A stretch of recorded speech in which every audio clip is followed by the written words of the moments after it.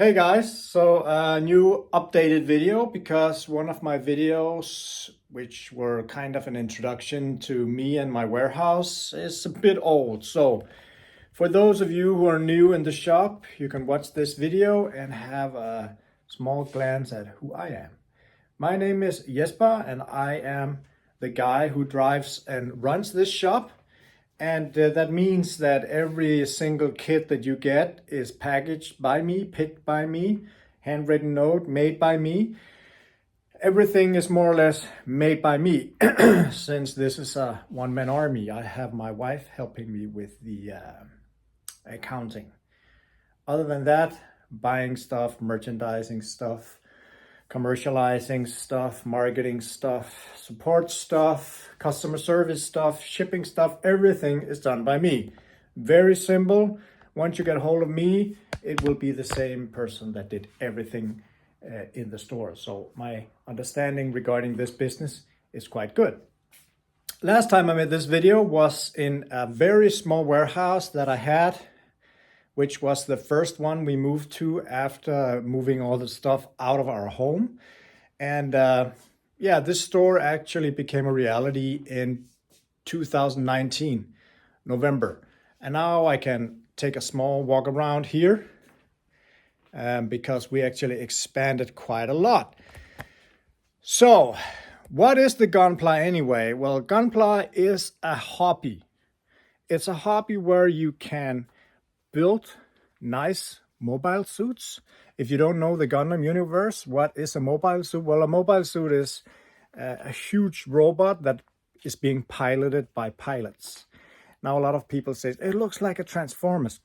Hell no, it's not a Transformer. If you don't have any idea, could maybe look a bit alike, but a Transformer in that universe is alive. Gundams here are mobile suits which are being piloted by humans or pilots. That's the difference. The universes are both from 79, I think, both from Japan. So, but it's very different. It's not the same. So if you're going into a Gunpla hobby and want to try something, we have a lot of different grades. Now, normally persons that are completely new into building could start off with a high grade with no problems. A high grade is pretty straightforward, and if you can build that one and you actually like it, then you can build anything. Now, what do you need? Because a high grade, I can just show you how high grades look, or the scale, like this one, this little blue fellow here. That's a high grade. Now, that gold one is a high grade. He's a high grade, and that big chunky one over there is also a high grade. Now, you don't need paint. You don't need glue. All you need, for a beginner at least, because you can see this is my building space with a ton of different tools. And yes, it can be a very expensive hobby, but it's a nice one. All you need to begin with is actually a nipper. So you cut out parts that comes in these with a manual, and you just put them together. It's very, very, very simple. So no worries there. Should be very doable. Bandai that makes these kits have been making them for roughly over 40 years now. So they know what they're doing. The shop. We have expanded a lot since, so we got, other than Gundams, we have almost the entire line from Bandai. That means that if you don't like Gundam universe, you don't like robots, well, you can build Naruto. Or you can build a cup noodle if you want to. Hell, you can even build Woody from Toy Story, or Dragon Ball, or Hello Kitty, or Evangelion, or Gaahleri. We got so much stuff besides the Gundams that you could probably find something you like. And yeah, remember, all my videos are unscripted. So sometimes if I stop, it's because I'm not quite sure what I'm about to talk about. But the hobby itself can actually be quite immersive, which means most people actually build because it's cozy, it's de-stressing. You create something with your hands and you get a small break off the screens, at least being passive. A lot of people have anime or YouTube or something running while building, but at least you're not just a couch potato lying down doing absolutely nothing. So people get a hobby where they're creating with their hands. They're actually learning a bit about engineering and how things work. They can learn a bit about dynamic poses and how everything works and the sliding mechanisms of the robots. If you're into painting, you can learn about color scheming and how it works and what fits together and what not. Design, it's actually good for motoric senses as well, because if you choose to put on water slide decals, then it takes a lot of finesse. If you have shaky hands, we even got tools for that. So the hobby is, I mean, you can paint them as well. So if you are like a former Warhammer enthusiast, I know, or still is, we have a lot of Warhammer fans in our groups. This hobby could be for you if you like to paint or actually just want a break from painting. Besides that, the universe has a ton of materials you can go through via all the series that have been produced. It's incredible so much there is. The universe is huge also on YouTube. I mean, tutorials, reviews, builds, and that's the one part of the hobby is the build process. And some build with their eyes, some build with their feelings, some builds because they have a relation to the cartoons, and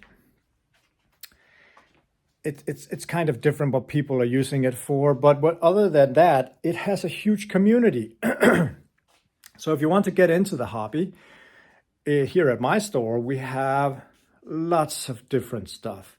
I have a closed Facebook group. I have a normal Facebook group. Not so much happening there. I have a closed Facebook group with over 500 members where you can sit in peace and share and ask for help and do whatever you like in there, gunplay related. And we have a YouTube channel where I do a lot of unboxing and a lot of stuff like this. We have an amazing Discord server. Not that many people yet. I mean, we're almost roughly 200, but it's very, very active. And it's very social. They actually have cozy chats, not only text chats, but also voice chats in the evening where they're discussing whatever while they're building. Some even have a video of the table where they're building. And we have a huge, depends on if you're a social sensation, but roughly over 30,000 members on the Instagram channel. And yeah, everything is good if you need a social community. I mean, a lot of people today in the world all over is actually pretty lonely. And this hobby can invite you into a community with fellow people that are doing the same stuff as you. So it seems like besides getting a break off the busy world we're living in while building, you can actually have cozy chats with people that are in the same place as you. That's it. If you have any questions regarding the hobby, how should I start? What should I buy? I mean, just get a hold of me on the chat or on email or whatever. And yeah, I mean, you have so many possibilities to get into this hobby and create all these amazing robots. Now, excuse me for those of you who know me. I just realized I forgot the microphone. So sound might be a bit off. I mean, the phone is pretty close to my head, so I hope it works. Might not be as crisp as when I have the phone. But yeah, now I've been walking around, so you got a small glance of the warehouse. There's a lot of stuff on the shelves. We got a lot of stuff everywhere. We have probably one of the biggest master grade in stock selections in the world, maybe. I'm not quite sure, but we got a lot of questions from all over the world because I have a great selection. Yeah, that's about it. It was just a small introduction because there's actually right now on YouTube a video explaining about me, explaining about the shop in the old surroundings. I just thought that it probably needed an update. So now I told you a bit about what you need to get into the hobby. What are the possibilities? What can you do about the social medias, getting together with other people? I've not told you so much about what the possibilities are inside the hobby because a lot of you guys already know, and if you're new, I always try to not oversell tools and stuff.